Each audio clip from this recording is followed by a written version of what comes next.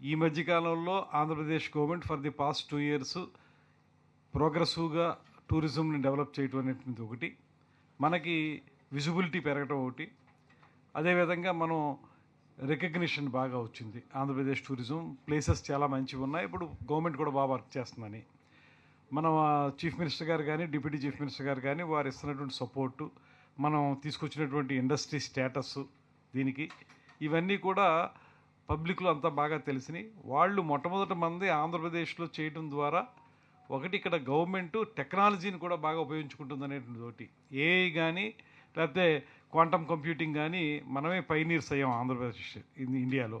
So అదొక point వాళ్ళకి. రెండోది ఏంటంటే ఇంత లార్జ్ స్టేటు, ఇంత ఎక్కువగా టూరిజం ప్రమోట్ చేస్తున్న స్టేట్లో ఈ కార్యక్రమాన్ని మొదలు పెడితే వాళ్ళకి ఇది ఒక ప్రమోషన్ అవుద్ది.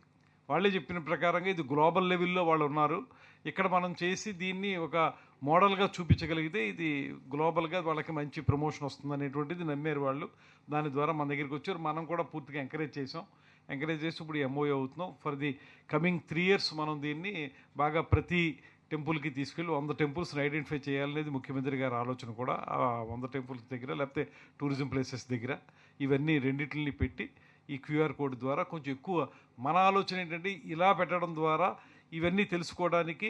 ఇప్పుడు మామూలుగా మనం వెళితే ఎక్కడికి వెళ్ళినా మీరు చూడండి, ఏ టూరిజం ప్లేస్కి వెళ్ళినా లేకపోతే ఏ టెంపుల్కి వెళ్ళినా బయట ఒక బోర్డు పెట్టి ఉంటుంది. ఆ బోర్డు చదవాలి మనం. కొంతమంది చదవగలుగుతారు, కొంతమంది చదవలేకపోతారు. లేకపోతే కొంచెం అది క్లియర్గా చదవగలిగేలా ఉంటుంది, చదవలేకుండా ఉంటుంది. ఇవి ఫర్దర్ తర్వాత ఏంటంటే రెండోది, మనకి ఒకవేళ అందులో ఏదైనా డౌట్ ఉన్నా మనం క్వశ్చన్ అడగడానికి ఉండదు అందులో.